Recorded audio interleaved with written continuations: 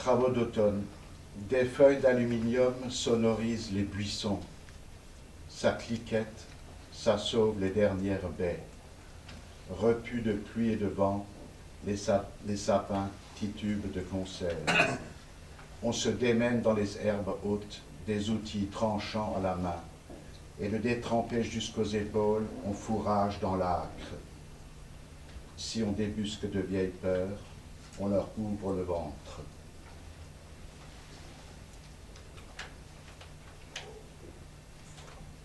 Résolution d'un matin d'hiver.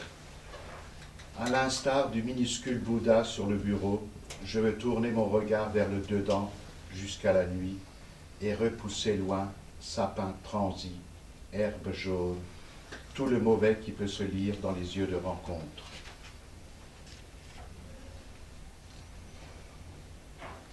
Une question de température.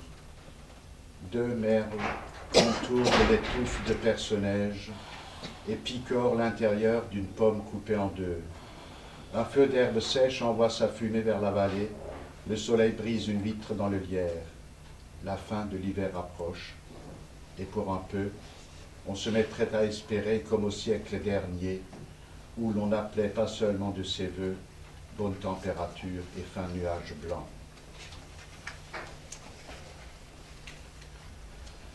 Matin de mai.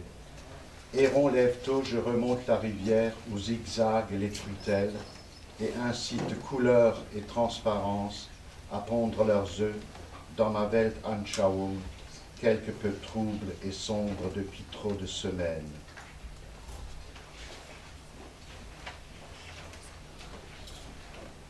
J'ai aménagé un jardin de pierre dans mes soucis. Je veux l'agrandir chaque jour d'une poignée de sable fin. La nuit, avant de m'endormir, je le ratisse comme autrefois je priais. Je voudrais finir en lisant 2-3 poèmes qui s'inscrivent, je crois, dans le thème du Printemps des poètes de cette année, qui est d'Infini paysage. Hameau de Hansmannshof, poirier moussu, herbe d'avril, fleurie et consentante, à l'orée d'une forêt de contes. Le sentier a mangé ses cailloux, nous conduit où lui-même ne se souvient plus et demande son chemin à la bonne fée qui m'accompagne. Village assombri avant le soir dans les herbes longues et les sapins, des chemins rouges mènent aux portes, des orties cernent les granges effondrées. Sur la colline trône le manoir kitsch du PDG golfeur et chasseur. L'église au beau milieu solde ses paroles à la volée. Un coin de campagne. Paysage remembré en glacis jusqu'à l'horizon. Seul, un carré de cerisier nain, papillons en plastique au bout des branches et quelques zones goethéens le long du ruisseau toxique rompent la monotonie du labour. Autour de l'abreuvoir, géraniums et tilleuls municipaux donnent le change printemps comme été. Patte en l'air, la cigogne, juchée sur le toit de l'église, guette l'arrivée des criquets. Et enfin,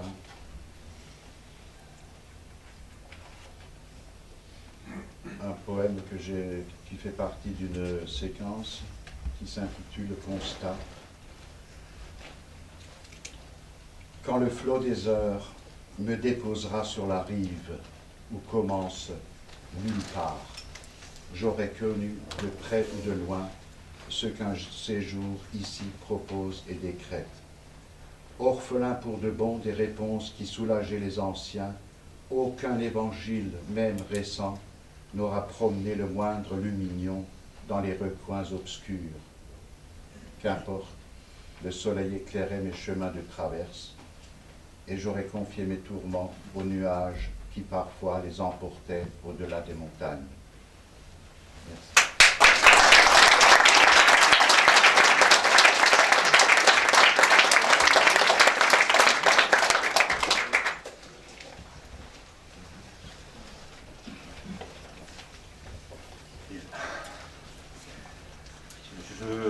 lire quelques extraits du dernier livre paru chez Rochery, Traversée. C'est un livre, un hommage à la Grèce et à ses poètes. La Grèce où j'y vais assez régulièrement depuis 19 ans, qui m'a fait beaucoup de rencontres et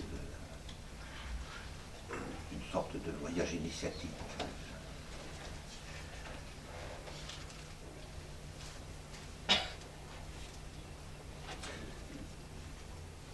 Très peu de mots suffisent, et la transparence inaccessible de cette île qui est la nôtre. Voici venir la brise de mer, l'île est immobile, elle a pris racine, un lézard endormi sur une pierre blanche. La voix de la mer touche vivants et morts. L'île, comme l'olivier, restitue ce que je suis, ce que nous sommes. Le silence transparent, le silence comme un fossé large et profond. L'ombre immense ferait presque oublier la lumière du jour. La femme au corps de lion, aux yeux de marbre, le regard aussi froid qu'une lune d'hiver.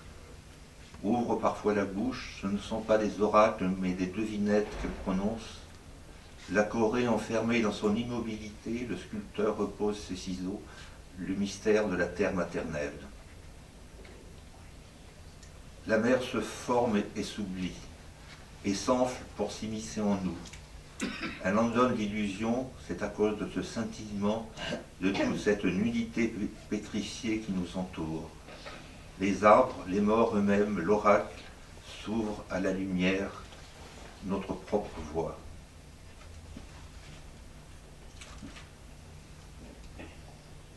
Tout ce qui s'enfouit dans le silence, le feu bruyant des rochers sans ombre, le sort injuste des persécutés, le corps fracturé sur les rochers, ceux qui périssent noyés pour un monde meilleur, la mort sur le chemin, comme un trou nu dans le soleil. Nous avons tous été engendrés par le chêne, tout est possible, le figuier, le cyprès, le platane, les tamaris, le tilleul. La vie devient légère malgré le sang brûlant des insoumis. Malgré le corps de l'homme humilié, le cœur s'arrête de battre. Une main douce posée sur les blessures, le plus secret désir. Nous sommes possédés par les rochers et la terre de ces collines, non seulement exilés dans notre siècle, mais en plein dedans, partie prenante de l'histoire que nous vivons.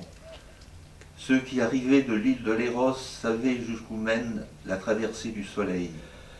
Les ombres rouges attendent, carnivores. Ceux qui sont revenus de l'île de Léros déchirés. Je dis Ritsos, Yanis. Depuis trop longtemps captifs, le peuplement de la nuit par leurs bêtes. Captifs sous le soleil, je pense à eux.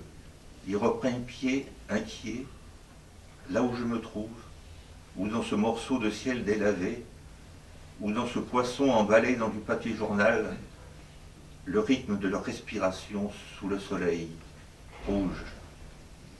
Le soir, ils ne sortent pas, restent assis sur le seuil de la maison, les yeux ouverts, mais ne regardent pas plus loin que l'au-delà de cet oiseau glissant dans le vide. Ils écoutent cette femme qui leur sourit avant de s'éteindre comme une bougie que l'on souffle, droite et raide. Nous marchons, les feux s'allument, ceux qui se tiennent debout ressemblent à des pendus. L'arbre se dresse à l'envers, les rêves sont saisis par les pieds.